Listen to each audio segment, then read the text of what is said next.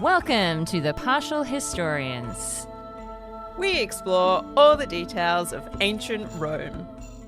Everything from political scandals, the love affairs, the battles waged, and when citizens turn against each other. I'm Dr. Rad. And I'm Dr. G. We consider Rome as the Romans saw it, by reading different authors from the ancient past and comparing their stories. Join us as we trace the journey of Rome from the founding of the city.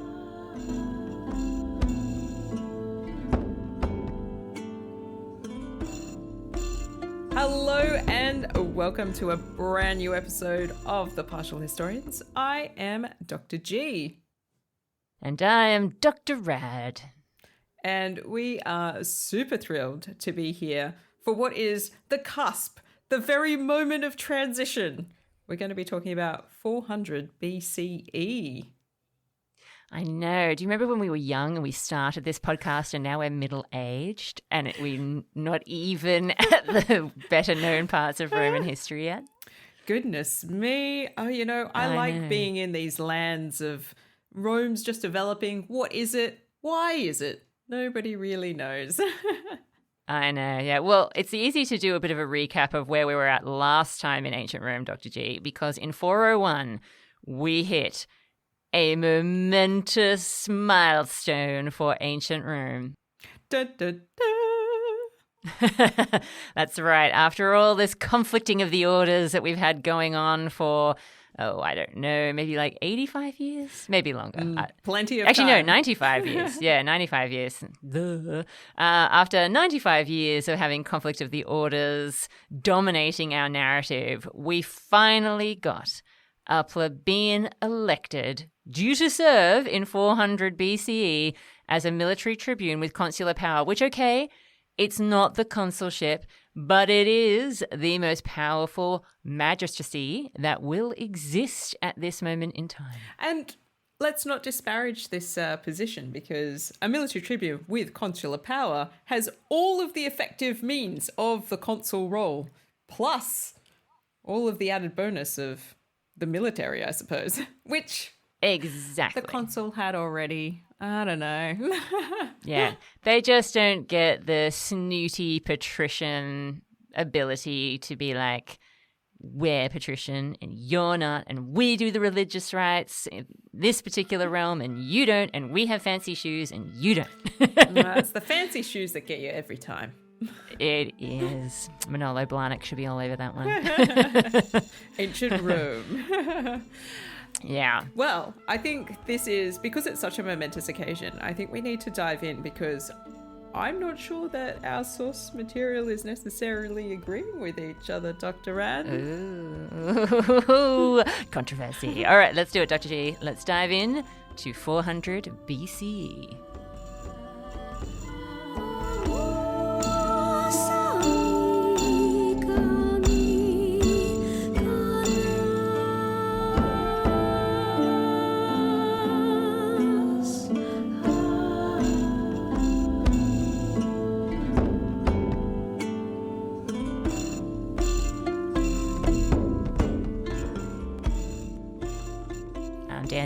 I'm dancing. It's 400 BCE, and we have 6 military tribunes with consular power. All right, Dr. G, tell me who they are, because I believe there is some confusion around the names for this year. There may very well be. And I put it to you that there's a whole bunch of names in here that don't sound patrician. So, first of all, we have Publius Licinius Calvus Esquilinus. Question mark, not a patrician. We haven't had a Calvus before. No, this is the guy. This is the guy, Dr. G. Oh. This is the one. Oh, yeah. Okay. He's not my only he's one, definitely though. the plebeian. Yeah. We also have Publius Manlius Vulso. Sounds very patrician. Whatever. I was going to say, I think I've heard that name a number of times. But wait, there's more.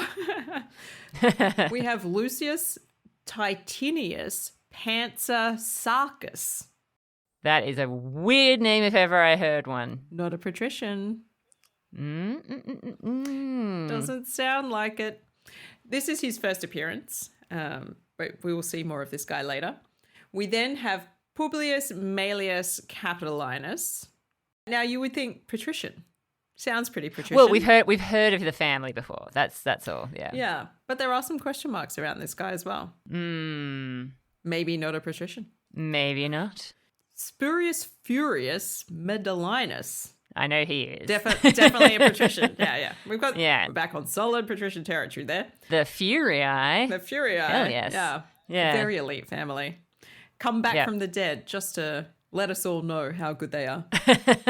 And Lucius Publius, or Publilius, there seems to be, some controversy. Maybe there's an extra L in there somewhere. Volophilovulscus. Another unusual name, Dr. G. Very, very potentially not a patrician.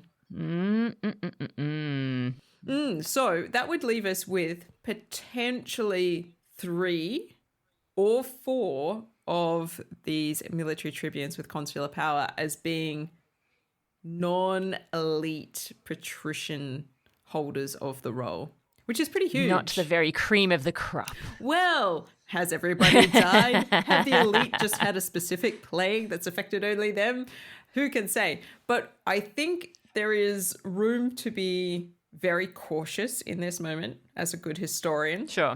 Because having never seen hide nor hair of a non-patrician in any of these roles for years and years, ever since the beginning, since 509, so over 100 years, to then all of a sudden have at least half and maybe more than half all of a sudden be non-patrician, it seems to be significant. It is. It's like they're pulling the old switcheroo on us, Dr. G. Find the lies. That's right. Yeah. Well, look, all I can tell you is that according to my narrative source, Livy, only one of them is a plebeian. Truly a plebeian. The others are just pretending by changing their names to get onto the roll. It's clever sleight of hand, just when you think they're going to zig, they zag. Classic patrician move. Now, why does Livy think that only one of them might be a plebeian and the rest are patricians but of unknown families? He gives me no such reason, Dr. G. He just tells me... He just tells me that the plebeians are shocked and amazed that they have finally done it, that they have finally taken the plunge and elected one of their own to serve in the supreme magistracy, which technically they have been able to do, according to our narrative, for almost 50 years now. I was going to say, so this ties in very particularly to what we know about the legal aspect of the Lex Canulia or Canelia of 445 BCE. Yes. Which was the official moment where they were like, oh yeah, plebeians could hold the position, I suppose. It's kind of done a little bit under like duress. Oh, they definitely did not want them to have the consulship. They would keep your dirty little contaminated paws off the consulship. That's for the very, very special people that are patricians. We'll come up with this other ridiculous office with an insanely long name instead, and you can maybe have that one. Maybe. Exactly. You could be a tribute of the plebs. Nothing more, nothing less. Yeah. But yeah. this Well, they're not even thrilled about that. Well, I mean, sometimes, and the patricians try to muscle in on that as well. So there's a lot going on there. But this Lex Canulia is that idea of there should be permissible intermarriage between patrician clans and plebeian families. Mm-hmm. So you would expect that there would be a bridging of the two groups. And as the generations move down, you would see more mixed class Romans, as it were. And it's like, is it the case that it's taken 45 years for all of those intermarriages that were permissible to produce the kind of children who can stand up and say, look, I don't have a patrician name, but I got what it takes to take on the role of military tribune with consular power. Well, this is the thing that Livy has constantly been driving home throughout the narrative, is that the plebeians couldn't bring themselves to vote for plebeian candidates. And there are various different reasons given, but it kind of always comes down to the fact that, the patricians are just so amazing. They can't possibly not vote for them.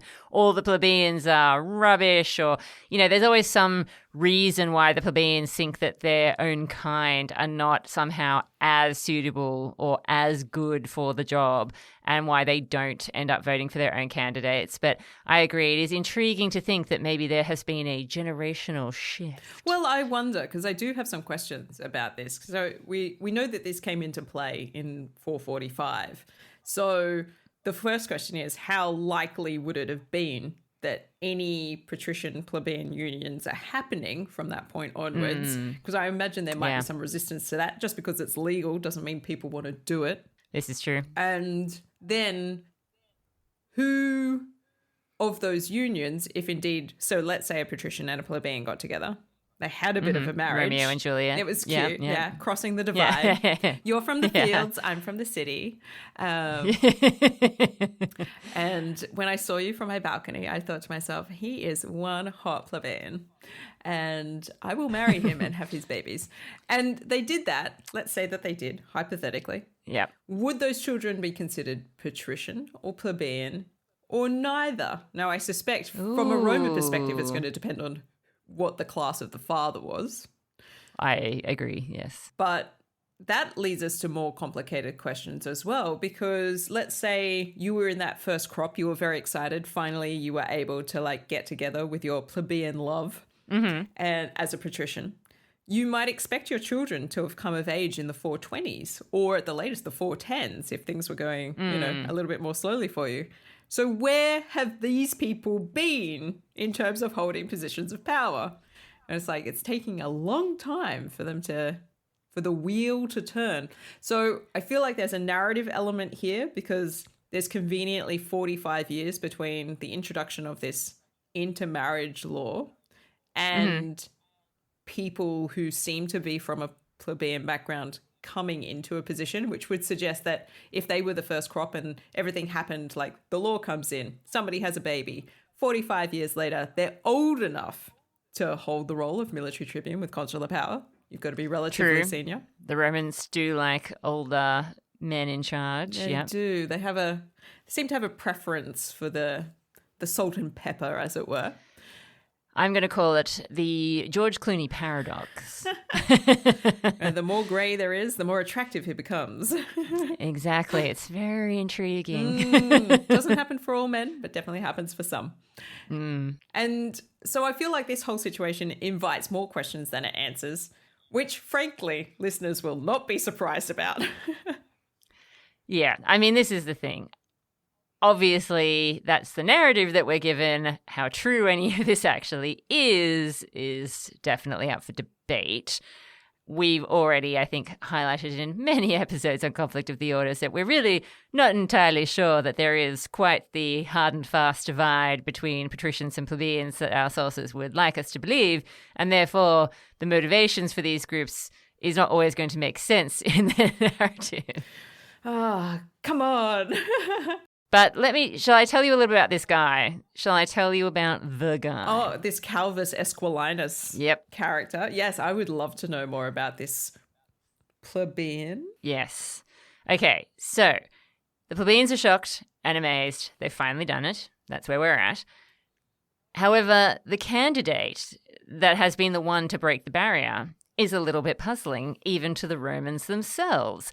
And that's because we have never heard of Licinius Calvus before, because he had never held any offices. So he's never been like a tribune of the plebs, which I guess is what you might expect for someone who is then going to, take a jump, take a run at the senior magistracy of Rome. However, and this is where we get this little detail which I couldn't resist telling you last time, Livy says all he was a senator of long standing, now well on in years. which blew my mind. It still blows my mind. This idea that, oh, yeah, by the way, in spite of all this stuff I've been feeding you about the conflict of the orders, by the way, plebeians are allowed to be in the Senate. Didn't mention it up until now, but by the way, bombshell. Just in case you haven't been paying attention. Yeah, exactly. Yeah, all this bitterness. Turns out they've been there all along. So I think this gives us a moment to think about, like, what is the Senate in this period of time? Because we don't know a lot about its structure, really. Clearly. We know very little about it. And the thing about the Roman Senate that we tend to hold on to is this idea that they've got this traditional role. So thinking about how the Senate is represented in later periods of Roman history, they've got an advisory role that's considered traditional. They sit outside of legislation in some respects. They're supposed to be advisors, and they're drawn from significant, powerful families, and there's usually some sort of like monetary entry level as well. So there's both seniority in age and position, and also there's a wealth aspect, and then there's kind of like the sense in which they're not legally bound to be followed either. So it's a weird kind of overhang. Not until later. That does eventually happen, but not for a long time. Not for a long time. And then we're in this period of history where we're on the cusp of shifting into a new century. The Republic has been at play for about a century. So this advisory body has probably taken slightly different shapes across the course of that century, none of which we're very aware of or could pinpoint in any way, because they just kind of get referred to every now and then. But the idea that there are plebeians in this group does run very counter to most of the things that we assume about the Senate and assume we know about the Senate, even from, say, 200 years from now in Roman history. So I think this is a really fascinating point where how stable is this republic and what does it really look like to function in this century, in this very early period? And it sounds like we're not really sure. And Livy has just dropped a bomb. Look, he has, and part of the issue comes from Livy himself, I admit it. He tends to use patrician interchangeably with Senate.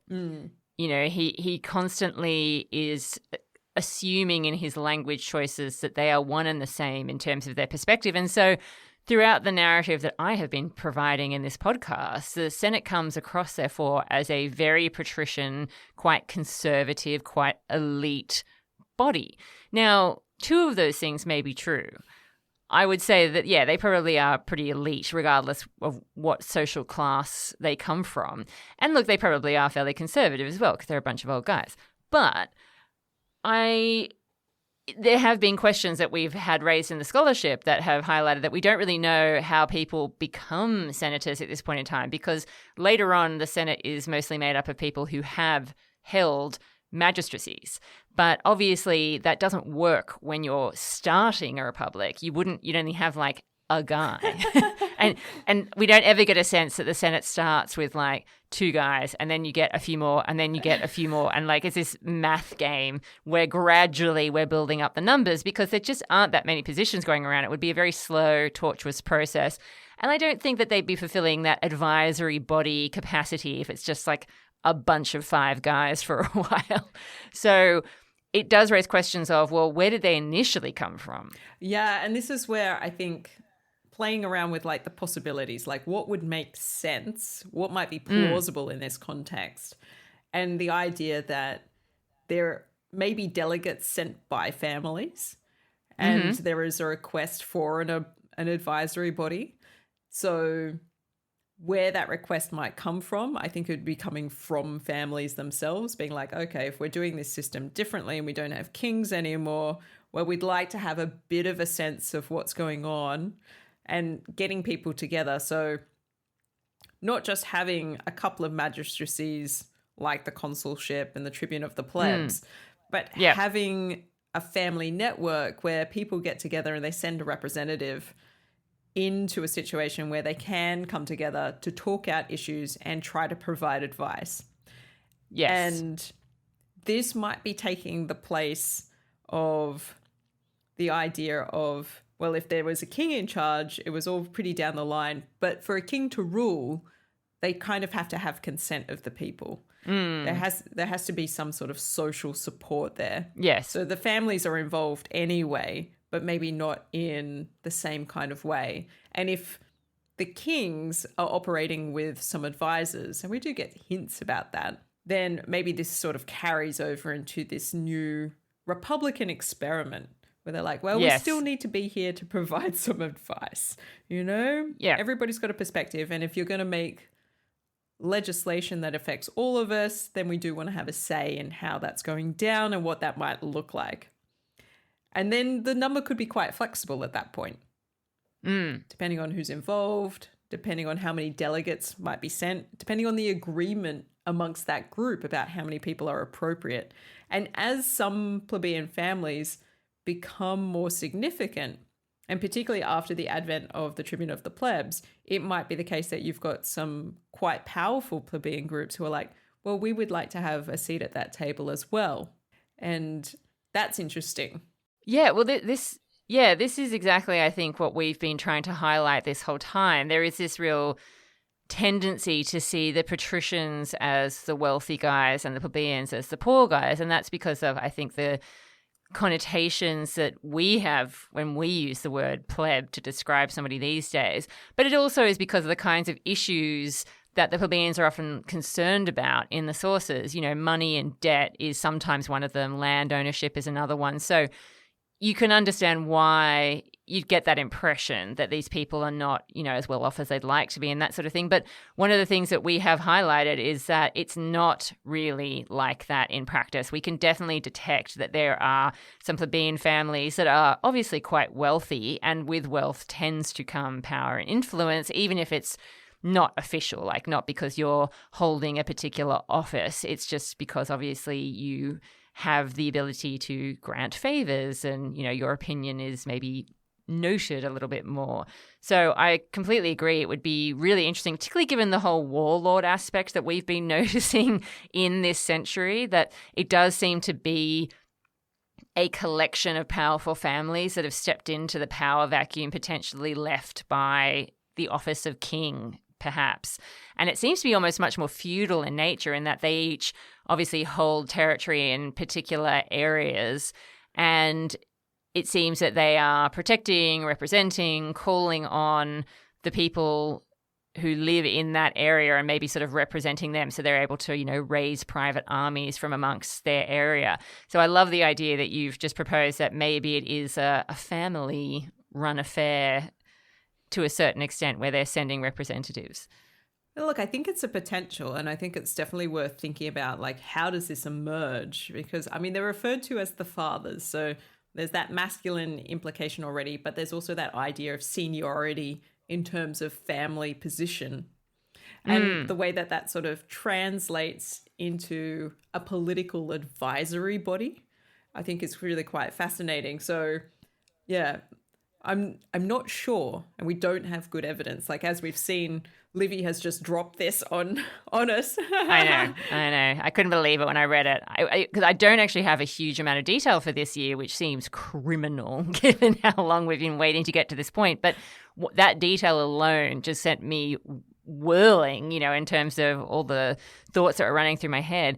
And it also brought me back to something which we probably haven't talked about in a while, but that is this name that is sometimes used to refer to the Senate, the patres conscripti. Now, there's been a lot of ink spilt over what exactly this means and how we should interpret it. I mean, we know what the literal meaning of those words is, but what are the implications of those words? So patres meaning the fathers, which makes sense because we do have this group of older men who are holding an advisory role. That makes sense. Mm-hmm.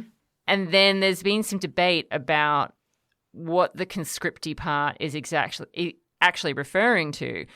Could it be that the conscripti were people who were like conscripted into the Senate or like were enlisted into the Senate somehow, and therefore maybe were representatives of, say, plebeian families. So maybe the patres were maybe some sort of advisors to the king, or, you know, families that the king gave particular rights and privileges to, who knows, and that's why they got this identity as patres. And then we have this potentially separate group that are somehow maybe slightly second tier, but the idea that they are, the conscripted ones into this senatorial body. Yeah, and these are the things that we wish we knew about this early period of the Republic, because it would change everything if we knew how they were selected and what were the kind of terms of reference they were operating under. Like, was it a role that you held for life? Was it something that was a sort of a time-limited opportunity and you did it for a little while and then a different conscripted person came into that to fill the space? We just don't know. Yeah, I mean, there's even been suggestions that the conscripti are neither patrician or plebeian, and that this would neatly explain, why we have... There's a third group in Rome? No. We can't handle it. But yeah, maybe the idea of them being a third body who does not technically belong to either would explain the weird names that we get in the lists of consuls and in the lists of the military tribunes with a consular power and that sort of thing, where it doesn't seem like it's the right kind of name for the families that we know, we think we know should be holding those offices. So it might explain the confusing nature of all the list of magistrates that we've had in this century when there's supposedly this big conflict of the orders going on. And therefore that's why we have that particular sort of setup. And then maybe the plebs gradually become involved with certain groups as clients or, through other means. And so obviously there's more blurring of the lines going on, perhaps in terms of who is part of these groups or who is represented by these groups. It's incredibly confusing, obviously. The more we look at it, the more it gets confusing. Yeah, and this is not the first moment where we have a plebeian or a suspected plebeian in a position of power. So that's the other thing. This seems to be maybe the most plausible moment, but there are some other candidates earlier on. So there is the suggestion that in 444, Attilius may have been a plebeian. And in 422, Antonius in that year may have been a plebeian. And these are arguments that are put forward by very respected German scholars of the 19th century, Mommsen and Munzer. So we don't want to discount them out of hand, because I would love to be as good as a German scholar from the 19th century. 100%. It's a dream. That is the dream. Just grow me a beard, sit at a desk, have 7 children, just never talk to them. Give me a pretzel and call me Dr. Greensfield. Please do. But there is this sort of suggestion, like really early on, after that 445 law on the potential for intermarriage, that there may have been some early figures who quite possibly, and we're not sure, may have been plebeian as well. Yeah. So that puts us in a kind of situation where the lack of surety that we have about anything is just being reinforced at every opportunity. Yeah, well, I mean, I guess I sometimes kind of imagine this situation as if ancient Rome was the American South prior to the Civil Rights Movement, just because it kind of helps me remember that even with much more clearly, I think, delineated lines of segregation as existed in the South, even in a situation where you have laws and unofficial practices and violence and terror and all of that kind of stuff going on to try and keep two groups apart, even then, it's not always successful. There are those exceptions where you hear of people mixing anyway or behaving in ways that are dangerous or, whatever. And then, of course, you have the Civil Rights Movement, which, of course, is, daring to push back against this kind of segregation. And ancient Rome is obviously not like that. So to me, it makes sense that obviously there would be much more blurring of the lines between these two groups than it sometimes would appear because of the nature of our source material. It makes sense that it'd be far messier because we're not talking about a society that is segregated.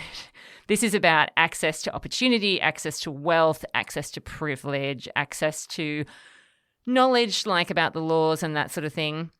But on a day-to-day level, I don't think that they would live these like super segregated lives. Yeah, and I think the way that we think about, for instance, the big ticket item that has often been at the center of this conflict has been use of public land.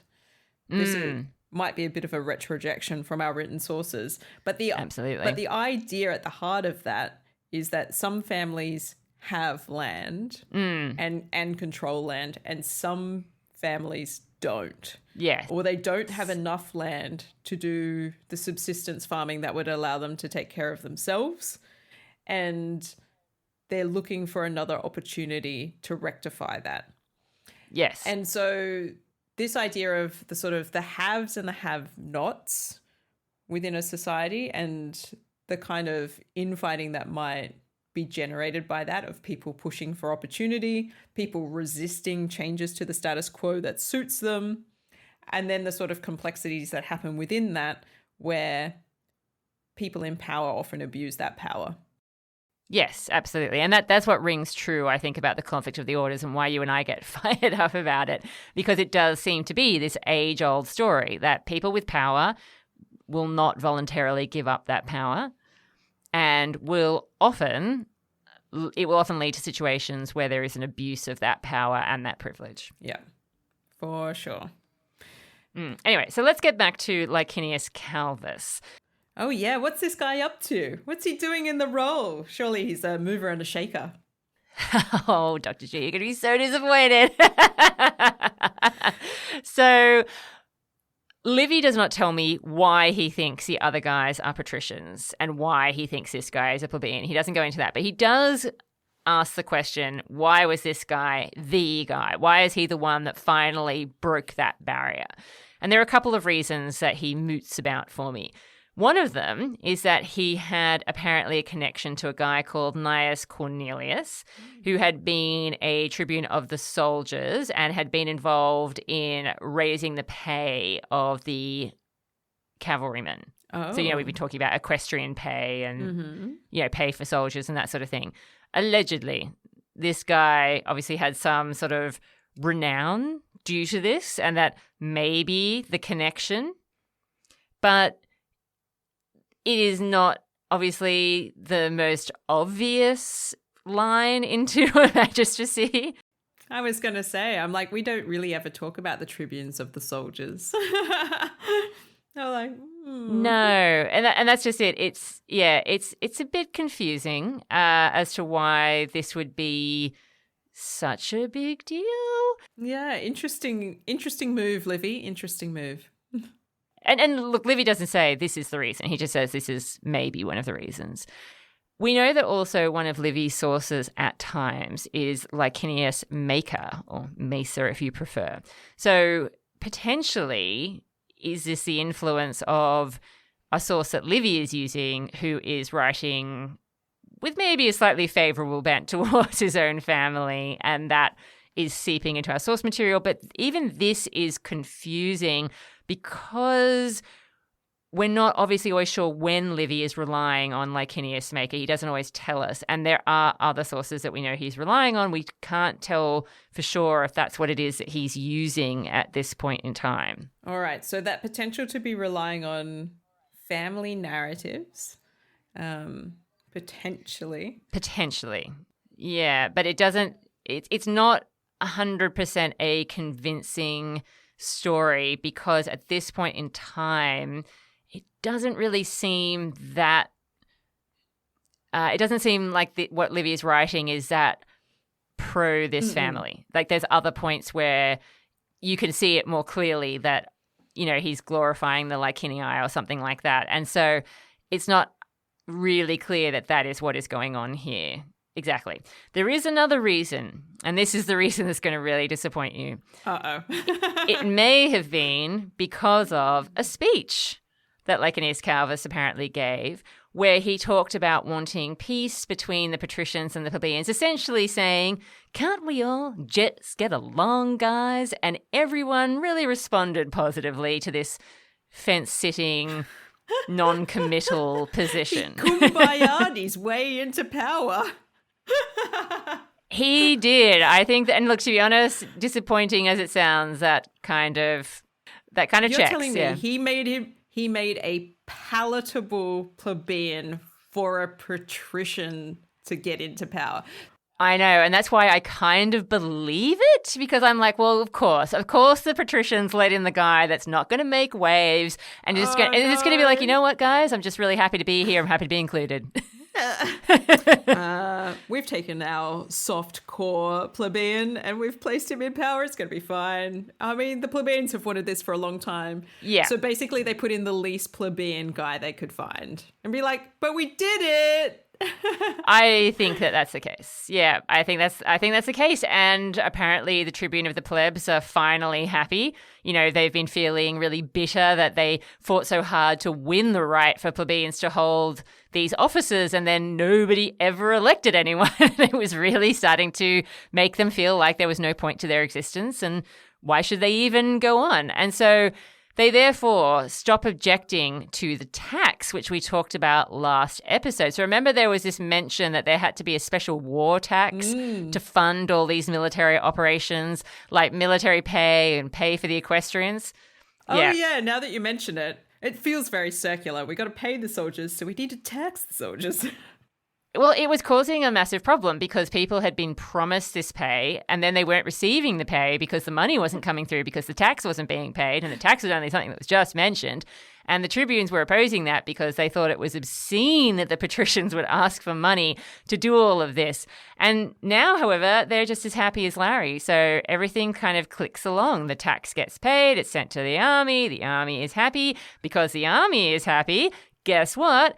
Anxor is retaken from the Volscians, who seem to have not learnt from the example the Romans set. They're off having a lovely holiday somewhere, allowing the Romans to just swoop in and take it back, which is weird because that's literally how they got it back from the Romans in the first place.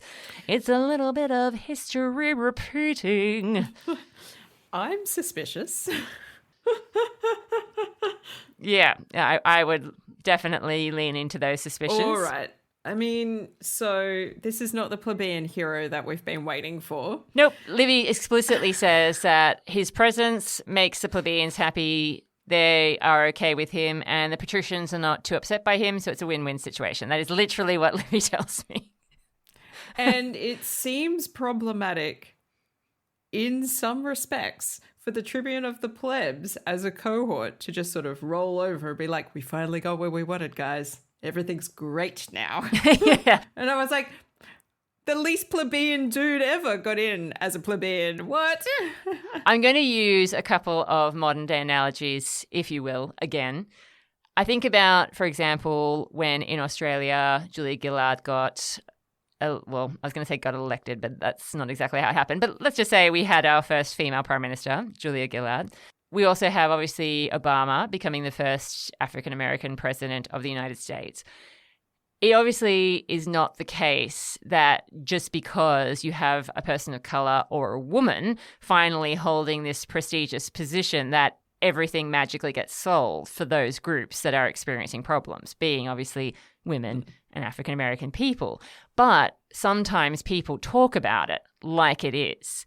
You know, like they'll say, well, what more do you want? You got a woman in office. What more do you want? There's an African-American man who's serving as president. Clearly, everything is fine in this country. There are no problems for women. There are no problems for people of color because the most important position in this country is held by someone from that group. Case closed.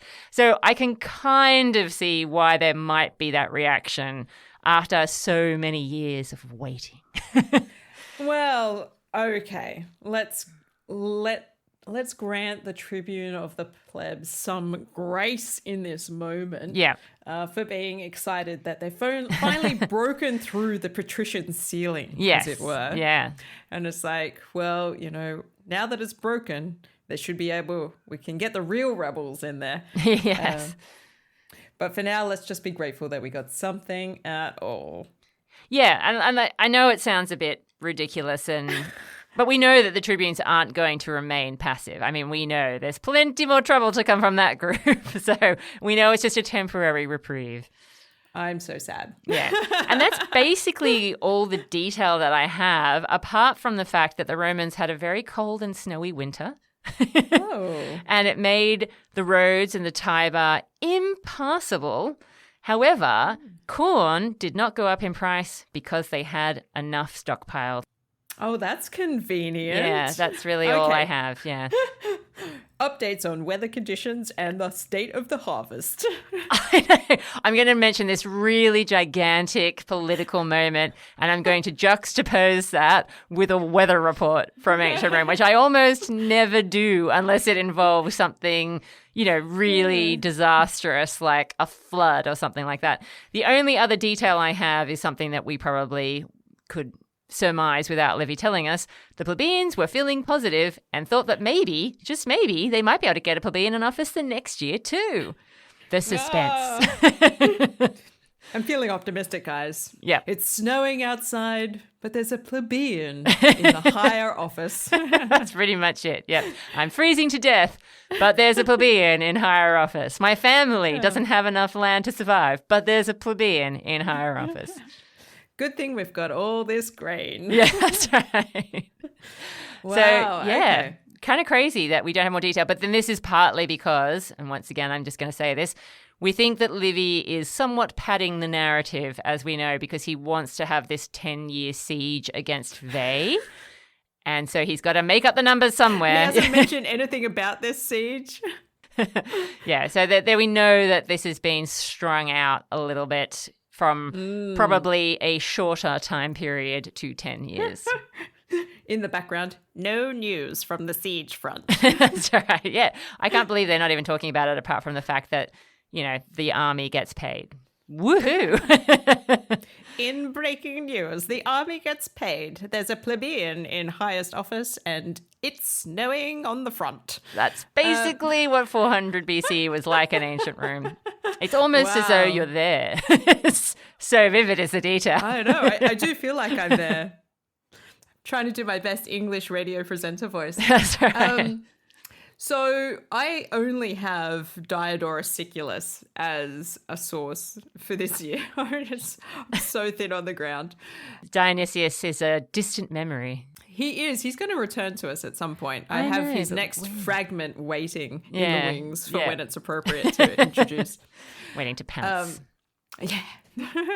And I'll move on to new sources soon at some point, I Sure. believe, as well. Yeah. But Diodorus Siculus is really focused on what's going on with the situation in Sicily and the ongoing conflict with Carthage. Ah, yes. So Carthage. news from the south. And he does mention a whole bunch of these military tribunes. Gets some of the names right, gets some of the names wrong. Right. But it's not his focus. He's pretty clearly interested in what's going on in Syracuse.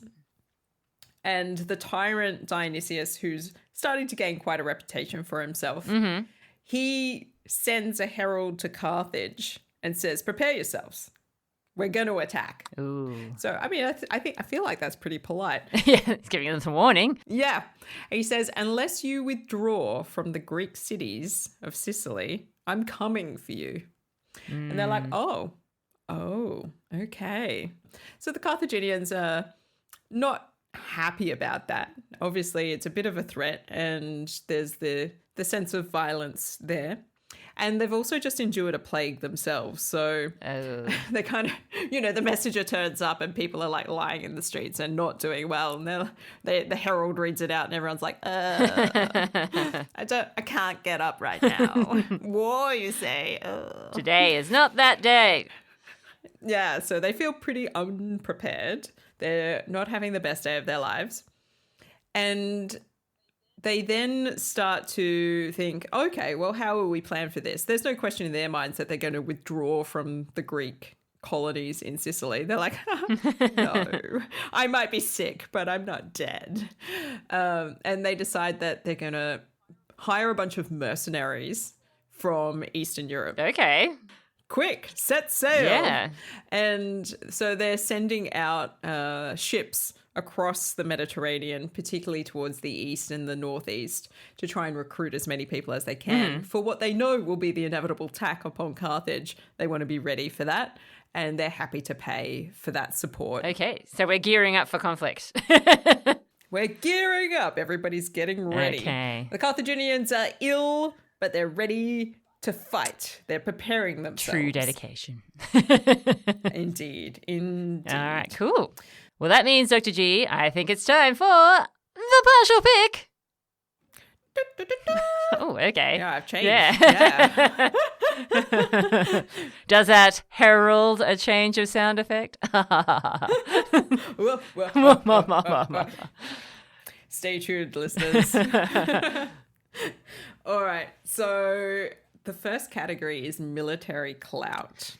Well, I guess we need to give them some credit for retaking Anxur. It doesn't seem to have been at all difficult because I have absolutely no detail about the fighting, but they did it. Okay. I mean, it's not very impressive if they can just walk in there, is it? It isn't, but on the other hand, they do still have it, and Anxur is a good place to have. Well, I mean, certainly the Romans haven't decided that. I'd give them at most a 2. What? That seems mean. Come on, 3. No. Why? Like, they've taken a place. Come on, 3. There's been no sign of any conflict. Well, I mean, it's basically just somebody in a Roman dress walking up and being like, "Oi!" and everybody inside being like, "Come on." No, okay, no. They just said that the Volscians had relaxed they'd relaxed the strictness with which they were guarding the city. It doesn't say that there were no guards anywhere. But don't you think that if there had been a military conflict, that Livy would have taken the opportunity to discuss it? Maybe he would, but maybe this is just a very, a filler year, and therefore he's not going to waste his time. He's already told the story of how it was taken the first time. I don't have the details, I can't guarantee that anything good happened here. We can't decide points on lack of detail alone. It has to be somewhat on the military objective. Otherwise, we're going to be really in trouble. That's why I'm giving them 2. I mean, they took it. Fine. I don't have the energy to fight you. And that is how Rome will win all of her wars from now on. This is why I'm the Remus and you're the Romulus. Oh, no. All right. So far they're scoring 2 out of a possible 50. Yep. Here we go. Okay. All right. Diplomacy. Huh. No, I don't really feel like there's much of that going on, really. No, that's got to be a 0. No diplomacy. No. Expansion. Okay, yes. Okay, now you have to grant me something. Now I get 3. If you think I think one measly little city of the Volscians is how a 3. often do they take a city from the Volscians? Not often. Every year, back and forth. Yeah, they fight with them a lot, but how often do they actually take stuff? Like, take important things. They're not just taking a sheep, they're taking the city, man. Given how stubborn I was on the last one, yes. I'll let you have this one. I am nothing if not benevolent. The Augustus is coming through in you, Dr. G. All right, we've got a 5. All right. So the next category is Virtus. No, definitely none of that. It is a very, very dull year for behavior. Yeah, it feels like we don't get quite enough behavior to be able to make a judgment call on it, does it? No, definitely not. All right, so our final category is the citizen score. Okay, now this could be good because whilst it's cold, they're not starving to death, and there's a plebeian in higher office. I mean, sure, he seems like a wet blanket, but hey. Yeah, look, I mean, it's better than Nothing. Exactly. I mean, it's a big deal. It is a big moment. It is, and I think we should give them some points for that. Yeah. Should we say, is it like a 5? Because as we talked about, it doesn't magically solve all the problems. And they actually have conceded on having to pay this tax, which they really didn't want to have to pay. Well, if you don't pay the tax, you don't get paid. So what comes around goes around, I suppose. I know. I mean, I know it's like possibly beneficial, but it's also, you know, who's funding it? Where's the money? Follow the money. Follow the money. And the money, Yes. turns out it's going to the citizens in the end. So that's nice. Yeah, look, I think a 5 is appropriate. Okay. This is a landmark moment for plebeians in terms of their representation beyond the tribunate. And I guess we'll see how things go from here. Hopefully it goes up for them. Well, Dr. G, that means that we finish on a grand total of 10 out of 50 golden eagles, which is Low blow. disappointingly low for a big breakthrough for disenfranchised, I'm going to say, people everywhere. Yeah, look, it's a good day for Romans, but maybe not a great day for the partial pick. Oh my God, I just had a thought. What if Livy deliberately made this year boring because he doesn't like the plebeians? That would explain everything. It does. It goes all the way to the top. Well, I'm going to sit on that thought. and it has been a pleasure. Yeah, it has been a pleasure. And may I say, given that we're going to be releasing this episode in August of 2024, we are but a few months away from the release of our new book, Your Cheeky Guide to the Roman Empire, which is available right now for pre-order. If you would like to have a laugh whilst also learning a thing or two about ancient Rome, please pick up a copy wherever good books are sold, and also Amazon, which I don't put in that category. Very wise. Yeah, this is a really exciting book. This is both historical, it's a little bit humorous in the way that we are, and there's plenty of like further readings and a very extensive bibliography. So if there's subjects that interest you and take your fancy, you can definitely go off and do further reading and look up the source material as well. So yeah, I think it's going to be very exciting. So Your Cheeky Guide to the Roman Empire. From Ulysses Press, yeah. And you can also head to our website to find the details on how to pre-order a copy for yourself today. The way that publishing works these days, pre-orders are actually super duper important. So that's why we are spruiking it, even though it is not yet a physical reality. Yeah. I mean, perhaps you'd enjoy it for yourself, but I reckon it will also make a great gift for Christmas for people who who you're like, oh, they do like Rome, but they'd like to know more. Yeah, or a light read over Thanksgiving. I believe it will be out in America for our American cousins. I believe it will be out there just in time for Thanksgiving. How exciting. I know, a perfect light read for your holiday. All right. Well, on that note, get reading, people.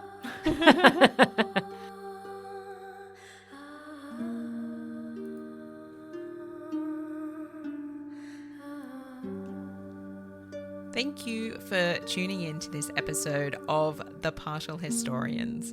On behalf of Dr. Rad and myself, we want to say a huge, huge thank you to all of you for enjoying ancient Rome with us. And a special thank you to our Patreon supporters for loving the show and enabling us to do amazing things like upgrade our audio equipment. So thank you so much and have a great day.